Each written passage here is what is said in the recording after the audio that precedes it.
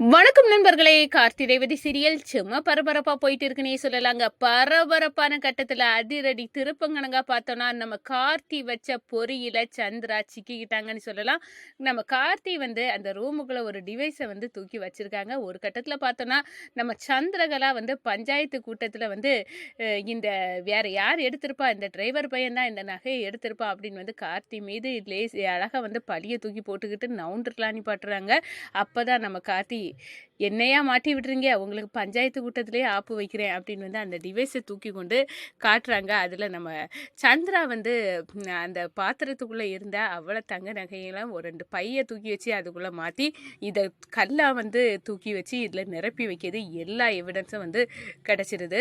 ஒரு கட்டத்தில் நம்ம சாமுண்டேஸ்வரி அப்படியே இந்த வீடியோ ஃபுட்டேஜை பார்த்து அப்படி நடுங்க போகிறாங்க. சந்திரா என்ன இது அப்படின்னு கேட்க நேரம் கையும் களவுமா, ஆகா இந்த டிரைவர் பையன் நம்மளை சிக்க வச்சுட்டானே அப்படின்னு அந்த இடத்துல மிரண்டு போய் நிற்கிறாங்க. ஒரு கட்டத்தில் சாமுண்டேஸ்வரி சந்திராவை அடிக்கிறாங்க. இந்த பாரு, என்ன அவமானப்படுத்துறதுக்கு நீ இந்த வேலையை பண்ணியிருக்கா, இந்த நகையெல்லாம் எடுத்துக்கிட்டு இந்த மாப்பிள்ளை மேலே பழியை தூக்கி போட்டுக்கிட்டு நவுண்டு பேரலாம். அதுவும் இல்லாமல் நான் திருட்டு பட்டம் கிட்ட வாங்கணும், என் பாதுகாப்பில் இருந்தால் அவரை பழி போட்டாலும் என்ன போட்ட மாதிரி சமம்.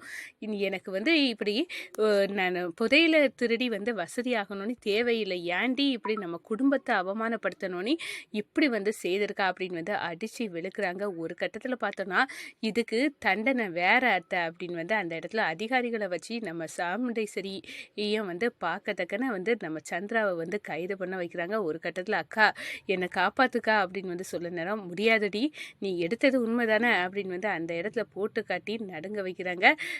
கையுங்களவுமா பிடிச்சது மாதிரி நம்ம சந்திரா திருட்டு பழியோட பிடிச்சிட்டு போகிறாங்க. ஒரு கட்டத்தில் சிவனாண்டி தன்னோட பொண்டாட்டியின் நிலைமை இப்படி ஆகி போச்சு அப்படின்னு அந்த இடத்துல கொந்தளிக்கிறாங்க. அதை பற்றி தான் இந்த வீடியோக்குள்ளே பார்க்க போகிறோம். அதுக்கு முன்னாடி சேனலுக்கு லைக் அண்ட் சப்ஸ்கிரைப் பண்ணுங்கள் ஃப்ரெண்ட்ஸ். பக்கத்தில் இருக்க பெல் ஐக்கானையும் கிளிக் பண்ணுங்கள். அப்போ தான் நான் போடுற ஒவ்வொரு வீடியோவும் நோட்டிஃபிகேஷனாக உங்களுக்கு கிடைக்கும். வாங்க ஃப்ரெண்ட்ஸ் வீடியோக்குள்ளே போகலாம்.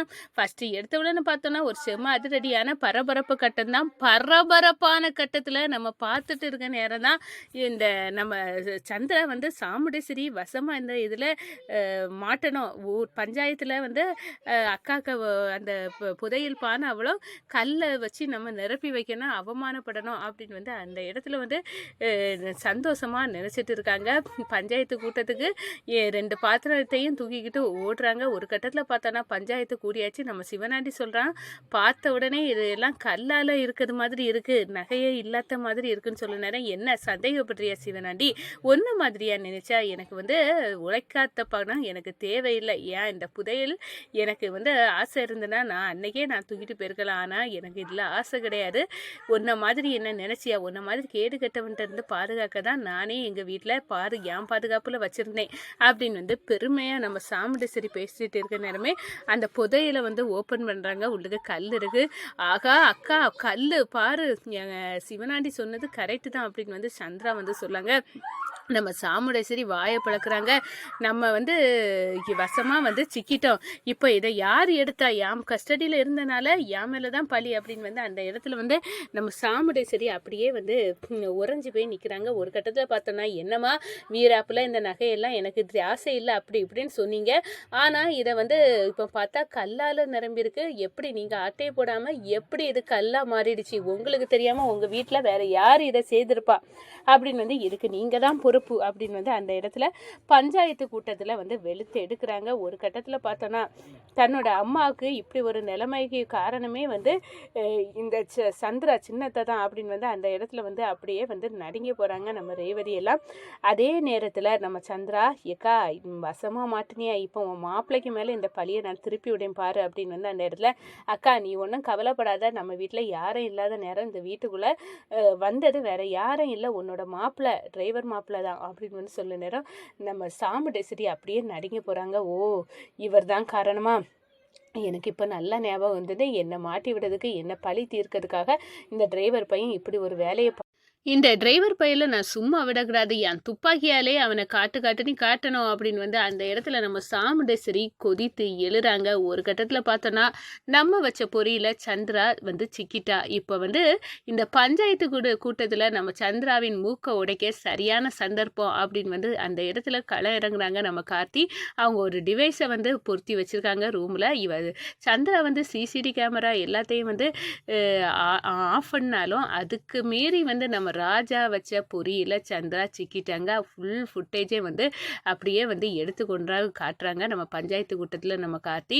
இந்த பாருங்க, இந்த விஷயத்துக்கும் எனக்கும் சம்மந்தம் இல்லை, ஆனால் யாருக்கு சம்மந்தம் இருக்குன்னு நீங்களே வந்து தெரிஞ்சுக்கிடுங்க அப்படின்னு வந்து அந்த ஃபுட்டேஜை வந்து போடுறாங்க. என்ன நம்ம கேமரா எல்லாத்தையும் வந்து ஆஃப் பண்ணி தானே வச்சுருந்தோம், அதுக்கு பிறகு வந்து எப்படி இந்த டிரைவர் பையன் வந்து நம்மளை பொறி வச்சு பிடிச்ச மாதிரி பிடிச்சிட்டானே அப்படின்னு வந்து சந்திரா இப்போ நம்ம அக்கா கிட்ட கையும் களவுமா மாட்ட போகிறோமே அப்படின்னு வந்து கலங்கி நிற்கிறாங்க. வீடியோ ஃபுட்டேஜை வந்து பஞ்சாயத்தில் எல்லார் முன்னாடியும் போட்டு காட்டுறாங்க. ஒரு கட்டத்தில் பார்த்தோன்னா நம்ம சந்திரா வசமாட்டு 2 பாத்திரத்தில் இருக்க தங்க நகையும் 2 பையன் கொண்டு வச்சு அள்ளி எடுத்துக்கிட்டு, டிரைவர் பையல நீ வசமாக மாட்ட போகிற அப்படின்னு வந்து அந்த இடத்துல வந்து கல்லை பறக்கி உள்ளுக தூக்கி வைக்கிறது அப்படியே வந்து பார்க்குறாங்க.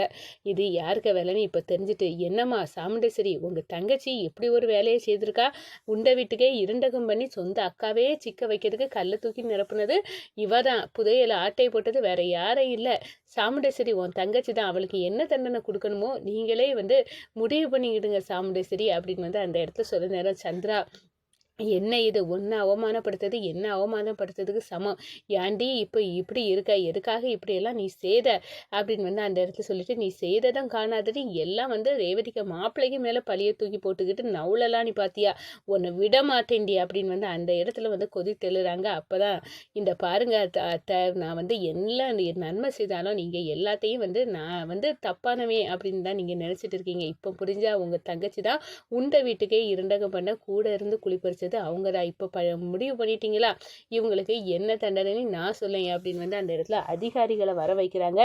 நம்ம சந்திராவை வந்து கையும் களவுமா வந்து அதிகாரிக புதையலை வந்து களவாட்ட திருடின குற்றத்துக்காக பிடிச்சிட்டு போக வைக்கிறாங்க. ஒரு கட்டத்தில் பார்த்தோம்னா அந்த புதையலெல்லாம் நம்ம சந்திரா எங்கே மறைச்சி வைக்கிறாங்களோ அங்கேருந்தே சந்திரா வாயிலே சொல்லி எடுக்க வச்சுறாங்க. அதோடி பார்த்தோம்னா, அக்கா என்னை விட சொல்லுங்கக்கா, என்னை வந்து காப்பாத்துக்கா அப்படின்னு வந்து நான் தெரியாமல் பண்ணிட்டேன், இந்த டிரைவர் மேலே பழி போடுறதுக்காக தான் நான் இப்படியெல்லாம் செய்துட்டேன் அப்படின்னு வந்து நம்ம சந்திரா சாமுண்டேஸ்வரிட்ட எவ்வளவோ கெஞ்சி பார்க்குறாங்க. வாயை மூடுடி, நீ செய்த தப்புக்கான தண்டனை தான் இது அப்படின்னு வந்து அந்த இடத்துல வந்து நம்ம சந்திராவை வந்து உள்ளே தூக்கி வச்சுறாங்கன்னு சொல்லலாம். நம்ம சாமுண்டேஸ்வரி சந்திராவுக்கு இந்த விஷயத்தில் நான் உதவ முடியாது அப்படின்னு மனசை வந்து கல்லாக்கிட்டாங்கங்க நம்ம சாமுண்டேஸ்வரி.